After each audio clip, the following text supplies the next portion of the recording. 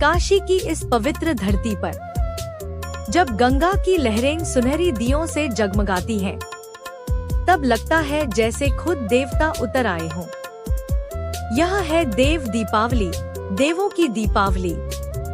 जब कार्तिक पूर्णिमा की रात गंगा के घाटों पर प्रकाश का समुद्र उमड़ पड़ता है।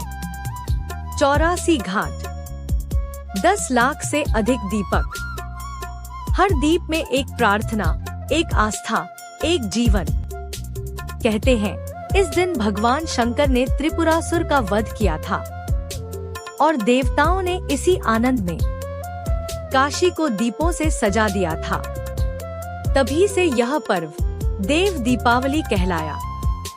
जैसे जैसे रात गहराती है, घाटों पर जलते दीपों की कतारें गंगा में उतरती हैं, मानो सितारे धरती पर आ गए हों। नावें चलती हैं, दीप बहते हैं, हवा में घुली घी की खुशबू और मन में बस एक अनुभूति।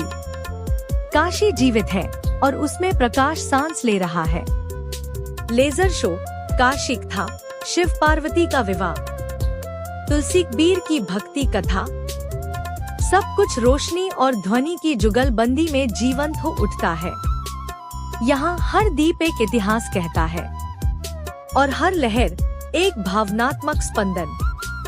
रात का वह क्षण आता है जब गंगा, घाट और आकाश तीनों में एक सी चमक होती है।